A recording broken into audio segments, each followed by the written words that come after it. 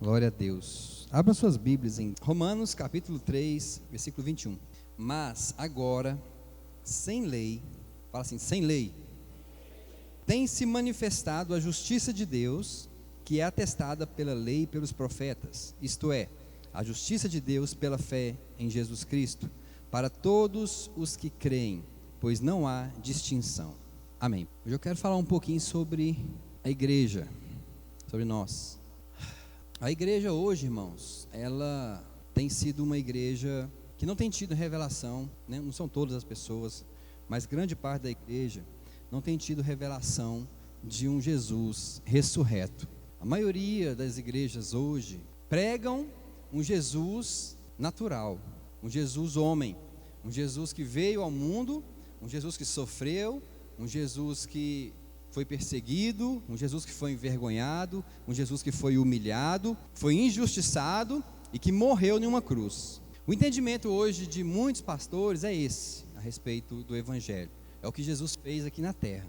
E isso tem trazido muitos males para a igreja, porque a gente tem vivido muitos enganos, porque o Evangelho não é só o Jesus aqui na terra, o Evangelho é também o Jesus ressurreto.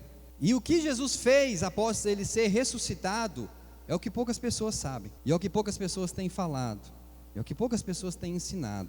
A gente acha que viver o Evangelho é somente ter sofrimento, ter dor, ter angústia, perseguição, ser envergonhado, ser humilhado, ser injustiçado. Já tem uma outra parte da igreja que prega somente as prosperidades, as bênçãos e as coisas boas que Jesus fez. E há uma divergência entre um grupo e outro grupo. Só que a gente sabe que o Evangelho, irmãos, ele tem que ser vivido de uma forma equilibrada. Tanto o Jesus que nasceu homem e que morreu homem, quanto o Jesus ressurreto, eles têm que ser pregados. Só que muitas pessoas não têm tido ainda a revelação do Jesus ressurreto, do que Jesus fez após a cruz. E o que será que Jesus fez após a cruz? Ele ressuscitou, só, foi para o céu, está lá. Esse é o entendimento, esse é o que as pessoas entendem sobre a vida de Jesus após a ressurreição. E não tem tido também um entendimento de quem é o homem após a ressurreição. Porque a gente tem ouvido pregações a respeito da igreja somente no período em que Jesus ensinou aqui na terra. E a gente esquece do que Jesus fez após a ressurreição com a sua vida. Não sei se você está entendendo, mas você vai entender daqui a pouco. Paulo falou, agora sem lei. Primeira coisa, Jesus ele viveu na época da lei. Jesus não viveu na graça. A graça veio depois que Jesus ressuscitou. Então Jesus, durante o período que ele estava aqui na terra, ele ensinou a palavra dele para 3 classes de pessoas. Ele ensinou a palavra dele para os judeus, ele ensinou a palavra dele para os gentios, e ele ensinou a palavra dele para os discípulos. E cada palavra que ele falava para uma dessas classes não serviria para outra, porque a realidade dos judeus é uma, a realidade dos gentios é outra, a realidade dos discípulos era outra. Então a gente acaba misturando tudo e vivendo tudo que Jesus falou, até mesmo para os fariseus, para os judeus, muitas coisas Jesus falou, olha, eu vim cumprir a lei. Jesus estava cumprindo a lei, irmãos. Jesus cumpriu a lei, ele veio para a terra para cumprir a lei, ele não errou em nenhum só ponto. E a Bíblia fala que agora estamos vivendo em um período sem a lei. Paulo estava falando para a igreja de Romanos, vocês agora não podem mais viver a lei. Irmãos, uma das coisas que Paulo mais combateu em todas as suas cartas foi a igreja viver a lei. Ele não aceitava a igreja viver a lei. E havia muita mistura no meio do povo de Deus, no meio da igreja. Eles misturavam o judaísmo com o cristianismo, ou o paganismo com o cristianismo. E isso tem acontecido, irmãos, hoje nas igrejas. É normal a gente entender que naquela época aconteceria isso, porque a igreja era nova, a igreja tinha acabado de nascer. Mas não é, irmãos, normal a igreja depois de 2000 anos viver a lei como nós temos vivido, viver as coisas da lei como nós temos vivido. A gente tem aceitado Jesus, mas a gente tem vivido a lei. A gente tem aceitado Jesus, mas a gente tem seguido Moisés. E hoje em dia a gente vê tantas práticas erradas dentro da igreja. Se eu for enumerar aqui, irmãos, as práticas da lei que as igrejas praticam, são muitas. Vou dar um exemplo, objetos ungidos. Vamos ungir o objeto. Ungir objeto é coisa da lei. Na graça não existe ungir objeto. Amém? Na graça não existe você ungir carro. Na graça não existe você ungir casa. Guarda suas pedras aí, não taca agora não. Se você pegar os ensinamentos, irmãos, da graça, o óleo ele é usado na vida de um enfermo. Paulo falou assim: está alguém entre vós enfermo? Chame os presbíteros, unja o tal com o óleo, e a oração da fé salvará o enfermo. Você não vai ver no Novo Testamento hora nenhuma os apóstolos, ninguém ensinando a ungir objetos. João falou assim: olha, vós tendes a unção, vocês agora são ungidos, a unção agora está dentro de vocês. Se você está dentro do carro, a unção está no carro. Se você está na sua casa, a unção está na sua casa. Aonde você estiver, a unção de Deus está. Isso é uma das coisas. Outra coisa que a gente tem vivido na época da lei: correndo atrás de profeta. Eu vou procurar um profeta para ver o que Deus fala comigo. Você sabe onde é que o Espírito Santo de Deus mora, irmão? Aonde? Em nós. Na lei, eles não tinham o Espírito Santo de Deus morando dentro deles. Eu vou mostrar agorinha. Por isso eles procuravam os profetas para ouvir a voz de Deus. Mas na graça, irmãos, você recebeu o Espírito Santo de Deus. Na graça, o Espírito Santo de Deus te guia. Na graça, o Espírito Santo de Deus te ensina. Na graça, você tem que ter vida com Deus. Na graça, você tem que ouvir o Espírito Santo de Deus dentro de você. Você fica correndo atrás de um profeta, correndo atrás de outro. E Paulo fala assim: ó, julgueis as profecias. Por que tem que julgar a profecia? Porque tem profecia que não é de Deus. Aí você fica correndo atrás de um profeta, atrás de outro profeta, irmãos, e você fica só levando profetada. E a igreja hoje está desse jeito, é daí para pior. Vamos subir para o monte, vamos fazer uma campanha lá no monte. Lá no monte é que é o lugar, lá Deus vai ouvir. Jesus falou assim: olha, entra para o teu quarto. Subir para o monte, irmãos. Jesus falou: vai chegar um dia para a mulher samaritana, e já chegou, em que vocês não vão adorar nem no monte e nem no templo, mas vocês vão adorar em espírito. Então muitas práticas, se eu fosse enumerar aqui, irmãos, eu ficava a noite toda. Então eu vou parar por aqui. Mas tem coisas que a gente precisa ouvir, amém? Para a gente aprender o que é a graça do Senhor Jesus. Agora, irmão, nós estamos vivendo sem lei. Agora estamos vivendo sem lei. Abram aí Romanos, o capítulo 10, versículo do 1 ao 4. Irmãos, o bom desejo do meu coração e a minha súplica a Deus por Israel é para a sua salvação, porque lhes dou testemunho de que tem zelo por Deus. Olha só, ele está falando que Israel tinha zelo por Deus. Quem era Israel? Aqueles que seguiam a lei. Tem muito crente que fala assim que nós somos o Israel de Deus. Já ouviu essa frase? Nós somos o Israel. Não somos o Israel de Deus, nós somos a igreja. Igreja é igreja, Israel é Israel, gentil é gentil. A sua realidade é diferente da realidade de Israel, que é diferente da realidade do gentil.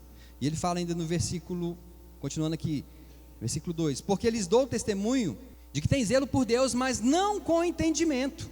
Olha só, eles têm zelo pela obra de Deus, têm zelo pelas coisas de Deus, mas eles não entendem a palavra de Deus.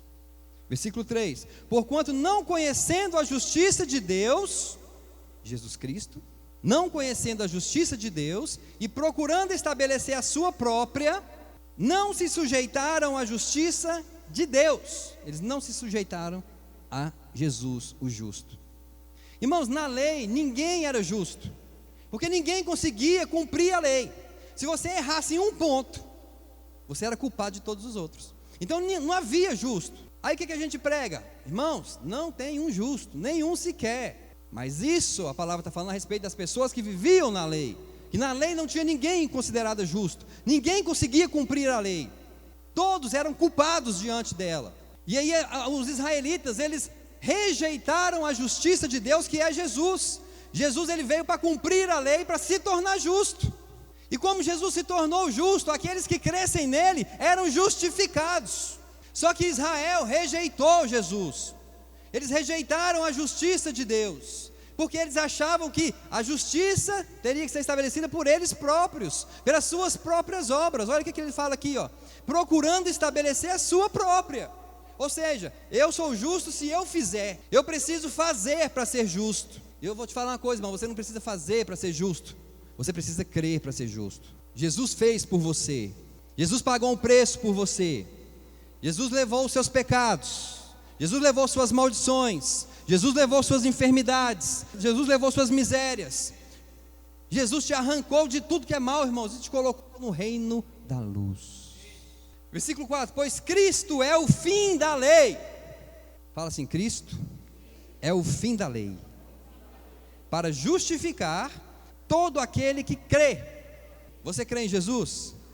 Então você é justificado. O que eu preciso fazer, pastor? Nada, só crer. Se você crê, em Jesus, você é justo. Abram em Gálatas 3:10.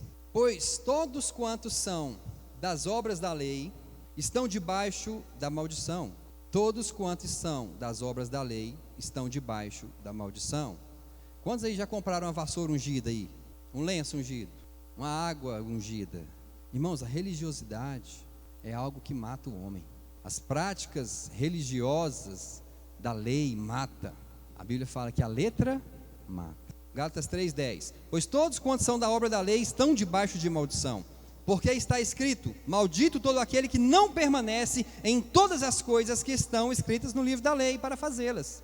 Ou seja, se você está na lei, você é maldito, porque você nunca vai conseguir cumprir o que está escrito na lei. Versículo 11. É evidente que pela lei ninguém é justificado diante de Deus, porque o justo viverá pela fé. Então existe justo. Quem é justo? Aquele que vive pela fé. Então, irmãos, aquela frase, Jesus morreu, ponto final, não existe para nós. Não existe essa frase para a igreja. Jesus morreu. Não existe você pregar só um Jesus que foi homem. Você tem que pregar o Jesus ressurreto também. O que aconteceu depois da ressurreição, o que aconteceu depois da cruz. Para nós é, Jesus morreu, vírgula, mas ressuscitou. Ele ressuscitou. E há uma obra nas nossas vidas depois da ressurreição de Jesus. Romanos 10, versículo 9.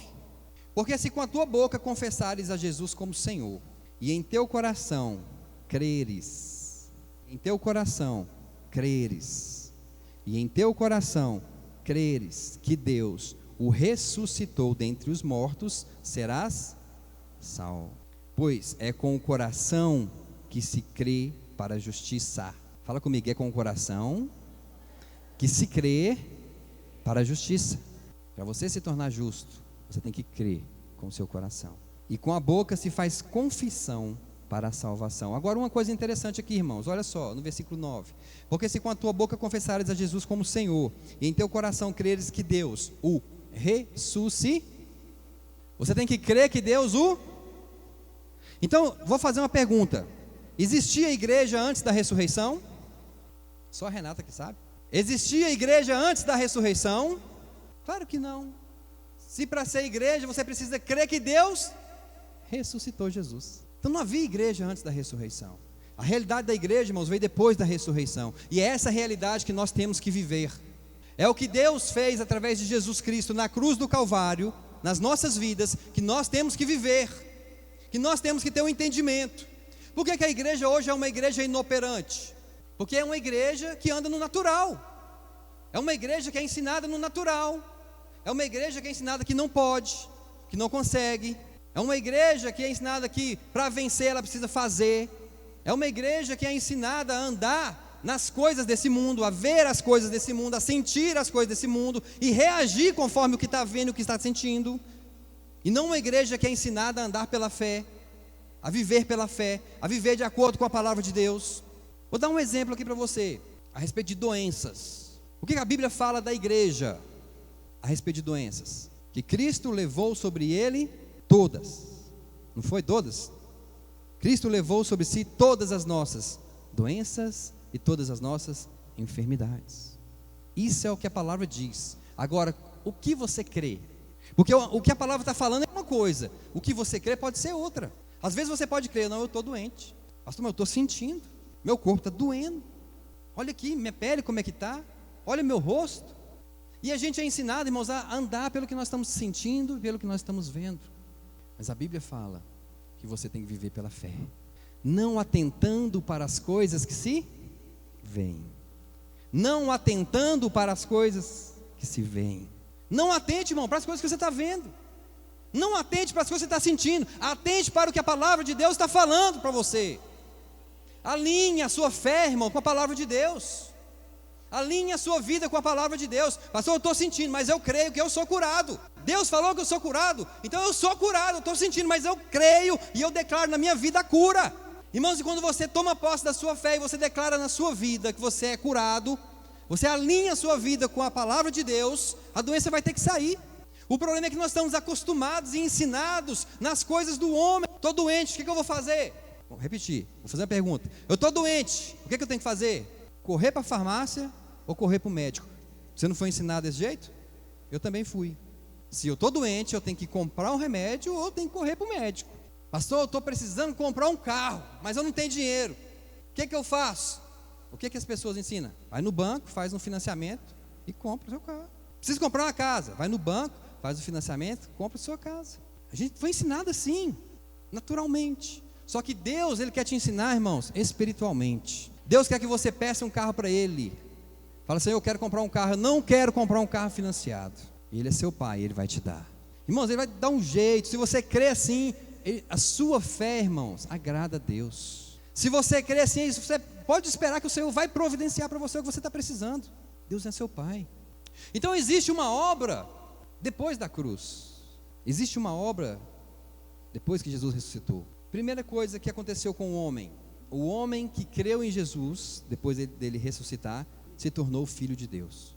Você se torna filho de Deus ao crer em Jesus Cristo. Olha o que está falando em Gálatas capítulo 4, versículo 7. Portanto, já não sois mais servos, mas filhos e herdeiros por Deus. Você sai da condição de gentil. Quem eram os gentios? Os ímpios. Qual é o tipo de relacionamento dos gentios com Deus? Nenhum. Não existe relacionamento entre ímpio e Deus. Existe relacionamento entre judeu e Deus. Existe, é um relacionamento senhor e servo. E existe um relacionamento entre igreja e Deus. É o relacionamento pai e filho. Nós somos filhos. Nós, mediante a fé em Jesus Cristo, nos tornamos filhos. Os judeus, eles deixaram de ser servos e passaram para uma condição de filhos. Nós deixamos de ser gentios e passamos para uma condição de filhos. Isso eu estou falando dos judeus que creram em Jesus, ou aquele homem ímpio, no nosso caso, que creu em Jesus, porque aqui ninguém é judeu. Ou tem alguém aqui que é judeu? Não tem. Então nós todos éramos ímpios, nós todos éramos gentios. Para Deus, irmão, só existe 3 classes de pessoas: judeus, gentios e igreja. Para Deus não existe brasileiro, espanhol, português. O mais importante que eu vejo aí é em Gálatas 4:6, olha só, um versículo antes, fala assim: e porque sois filhos, Deus enviou aos nossos corações o Espírito de seu Filho. Irmão, vocês entenderam o que está escrito? Porque vocês se tornaram filhos, Deus enviou o Espírito para os seus corações. Ou seja, só tem o Espírito Santo no coração quem é filho. Servo tem? Porque sois filhos, Deus enviou. Porque você é filho, Deus te enviou. Porque você é filho, Deus te enviou o Espírito Santo. Então a nossa realidade, irmãos, é uma realidade completamente diferente daquelas dos judeus, por exemplo.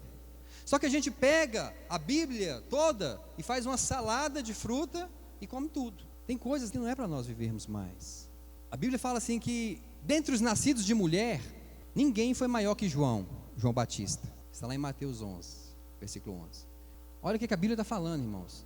Você pegar Jeremias, Davi, Sansão, Noé, José, Josué, qualquer um do Antigo Testamento, nenhum deles foi maior do que João Batista.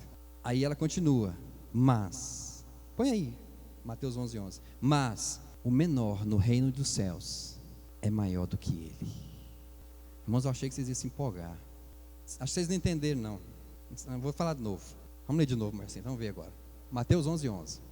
Em verdade vos digo que entre os que de mulher têm nascido, não apareceu alguém maior do que João o Batista, mas aquele que é o menor no reino dos céus é maior do que ele. Você, irmãos, é maior do que todos aqueles do Velho Testamento.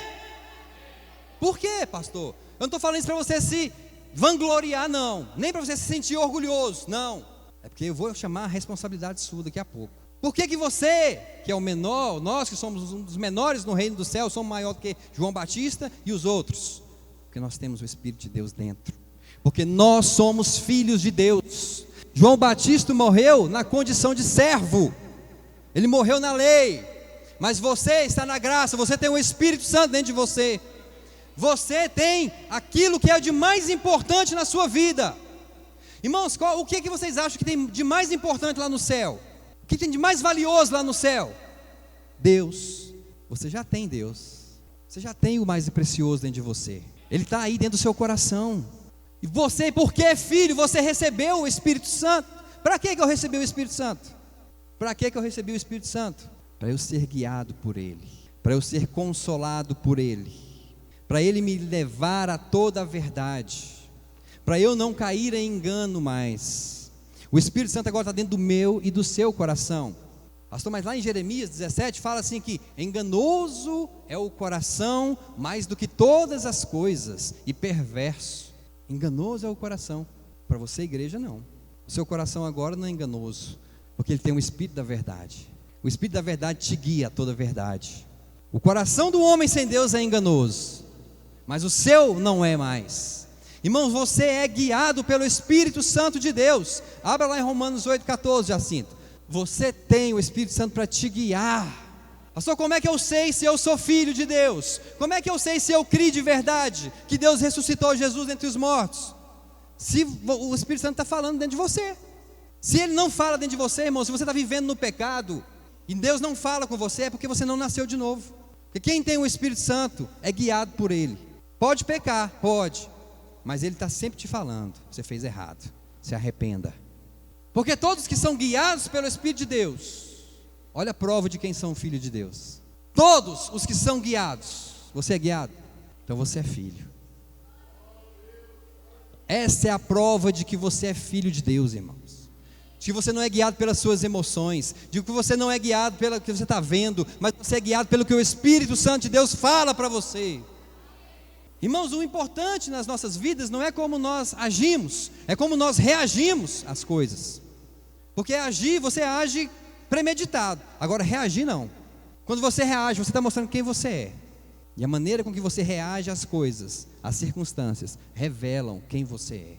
Então fala assim: eu sou filho e eu tenho o Espírito de Deus. Outra coisa que o Espírito de Deus faz nas nossas vidas. Hoje nós estamos no ensino aqui, viu, irmãos? O Espírito Santo de Deus nunca vai te deixar enganado. Você não vai ser mais enganado. Abram em Colossenses 3,15. Seja a paz de Cristo o árbitro, ou em outras traduções, o juiz em vossos corações, tendo em vista que fostes convocados para viver em paz, como membros de um só corpo, e sedes agradecidos. Eu estou na dúvida, o que eu faço? Espírito Santo, me fala aí, o que eu tenho que fazer? Eu tenho 2 portas de emprego, uma para ganhar 1.000, outra para ganhar 2.000. Qual que eu devo ir? A que você sentir paz. Olha lá. E a paz de Deus seja o árbitro ou o juiz em meu coração. É ela quem vai determinar o que eu tenho que fazer. É ela quem vai me guiar. Seja a paz de Cristo o árbitro no seu coração. A Bíblia fala assim: a paz que excede todo entendimento guardará os vossos corações e os vossos pensamentos. O seu coração é guardado quando você é guiado pela paz. Se você está sentindo perturbação em uma coisa, irmãos, se você está sentindo dúvida em uma coisa, não vá. Estou te ensinando como é que você é guiado pelo Espírito Santo de Deus. Se você está receoso a respeito de alguma coisa, não vá. A paz, irmãos, é uma base para a sua fé. Quando você está em paz, a sua fé está fortalecida. Outra coisa que aconteceu depois da cruz, que nós fomos libertos. 2 Coríntios 3,17 diz assim: ora, o Senhor é o Espírito, e onde está o Espírito do Senhor, aí há. Aonde há o Espírito do Senhor, aí há. E eu vou perguntar: onde é que Ele está? Aonde é que o Espírito Santo está, irmãos? Em nós. Então você é livre. Deus já te libertou. Pastor, eu não preciso mais passar num culto de libertação? Não. É claro que todo culto, irmãos, a gente aprende a palavra e é liberto de alguma coisa. Porque a Bíblia diz: conhecereis a verdade, e a verdade vos libertará. Todo culto é culto de libertação, mas é para você se libertar das coisas do mundo que tem dentro de você, das fortalezas que foram criadas dentro de você. Então a partir de agora você vai viver uma vida de libertação, onde cada culto que você vem, que você ouve a palavra, alguma coisa é arrancada da sua vida. Mas o Espírito que está aí dentro é que está fazendo essa obra em você. Não sou eu, não é o pastor Gilmar, é o Espírito Santo que está fazendo, não é o pastor Elner. A Bíblia fala assim, que Ele nos libertou do império das trevas e nos transportou para o reino do Filho do seu amor. O que é trevas? Para a gente entender o que é trevas, a gente precisa entender o que é luz. A Bíblia diz: lâmpada para os meus pés é a tua palavra e luz para os meus caminhos. Se a palavra é luz, o que são as trevas? A ausência da palavra. Você vivia em um mundo onde a palavra não existia, mas quando você aceitou Jesus Cristo, você foi transportado para o reino da luz. Você saiu do reino da ignorância e passou para o reino da luz. Você agora tem que ser governado, guiado pela luz, pela palavra de Deus. Jesus falou assim: olha, vocês erram porque vocês não conhecem as Escrituras. Irmãos, o diabo só é vencedor na vida daqueles que são ignorantes com relação à palavra de Deus. Jesus derrotou o diabo lá no deserto com a palavra. Você também derrota o diabo com a palavra. Fala assim: eu sou liberto. Abram suas Bíblias aí no livro de Colossenses capítulo 3, versículo 2. Colossenses 3, versículo 2 e versículo 3, diz assim: pensai nas coisas que são... pastor, então tem que pensar no que? Lá de cima, nos anjos, os serafins, os querubins. O que são as coisas de cima que a gente tem que pensar? Fala assim: a palavra. Irmãos, a palavra de Deus não é uma coisa natural. A palavra de Deus é espiritual. Pensai nas coisas que são de cima e não nas que são da terra, porque morrestes. Quem morreu aqui? Só a irmã Andréia foi? Quem morreu aqui? Porque morrestes, e a vossa vida está escondida com Cristo em Deus. Deixa eu te fazer uma pergunta: se a sua vida está escondida com Cristo em Deus, como é que o diabo vai te achar? Vou perguntar de novo. Se a sua vida está escondida com Cristo, Cristo pegou você e pôs dentro dele, e aí ele pegou ele e pôs dentro de Deus. Se a sua vida está escondida com Cristo em Deus, como é que o diabo vai te achar? Fala assim: ele não vai. Irmão, você é mais que vencedor em Cristo Jesus. O diabo vai ficar louquinho da cabeça, mas ele não vai te achar. Você vai ficar invisível para ele. É o que a Bíblia fala: 1000 vão cair ao meu lado, 10.000 à minha direita, mas eu não serei atingido, porque eu estou invisível aos olhos de Satanás. Ele não consegue me achar, irmão, eu estou em Deus. Aleluia. O Senhor, irmãos, fez uma obra na sua vida depois da ressurreição. Você não é mais natural, você agora é espiritual. O que é nascido da carne é carne, mas o que é nascido do Espírito é Espírito. Você agora é Espírito. A Bíblia fala, acho que é 1 Coríntios 6,17, se eu não estou enganado, fala assim: aquele que se une com o Senhor é um só Espírito com Ele. Aquele que se une com o Senhor é um só Espírito com Ele. Pedro fala assim que tal como Deus é, somos nós aqui na terra. Assim como Deus é, somos nós aqui na terra. Irmãos, aquela música que a Sarinha cantou: não sei se a igreja subiu ou se o céu desceu. Como é que eu não sei? Eu sei. Você quer saber? Deus desceu e eu subi. Aconteceram as duas coisas. Efésios 2, versículo 6, Jacinto. Deus desceu e você subiu, porque você morreu, mas você ressuscitou. Irmãos, é difícil entender essas coisas naturalmente. Como assim eu morri, eu ressuscitei? A Bíblia fala que você morreu, nós lemos, e que você ressuscitou. Olha lá: e nos ressuscitou juntamente com Ele, e nos fez assentar nos lugares celestiais em Cristo Jesus. Você está aí sentado, irmão Ezequiel, mas seu espírito está lá com Deus. Aleluia. Você está aí sentado, meu irmão, mas o seu espírito ressuscitou e está lá com Deus. Então você subiu e Deus desceu. E Deus está falando para você, irmãos, que você é filho dele, que Ele está dentro de você.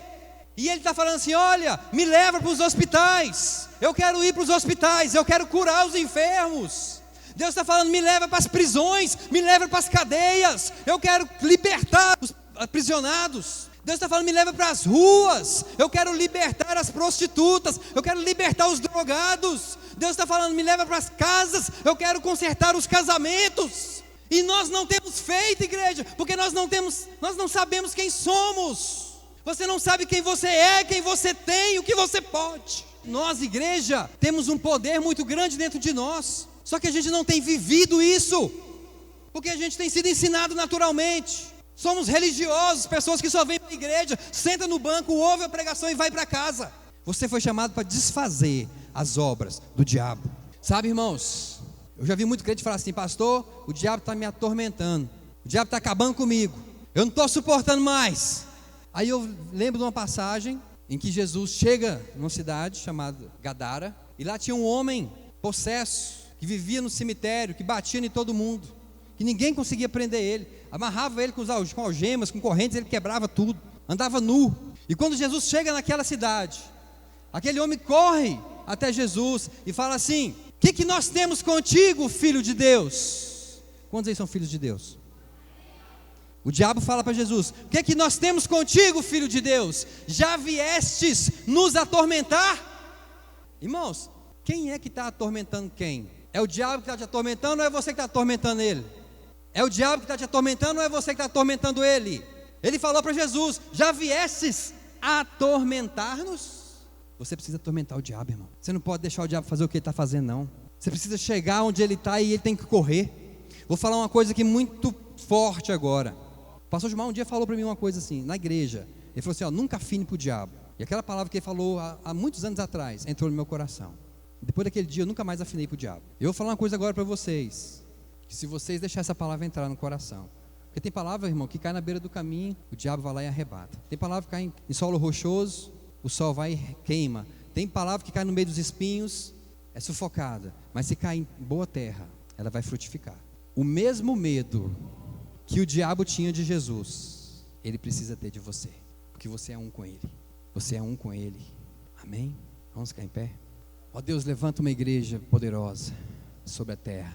O Senhor não nos deu o espírito de medo e covardia, não, mas de ousadia, de temperança e de amor. Pai, que nós, a tua igreja, possamos nos levantar sobre a terra e fazer a tua vontade, fazer a tua obra aqui na terra, fazer aquilo que o Senhor designou para que nós fizéssemos.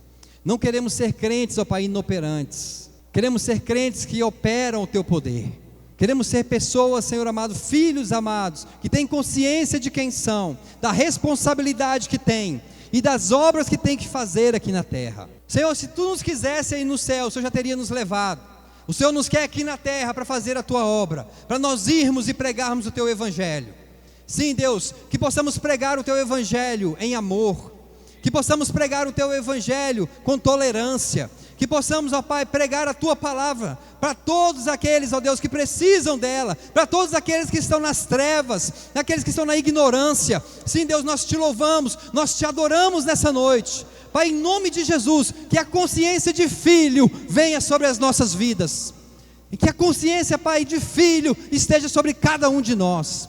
Nós te agradecemos, Deus, em nome do teu filho Jesus. Pai, nós te apresentamos a vida do Davi.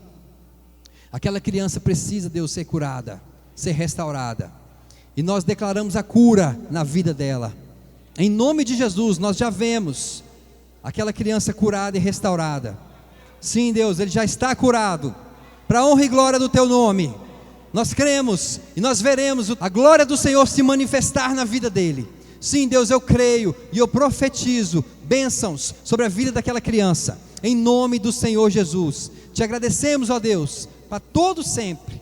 Amém. Amém.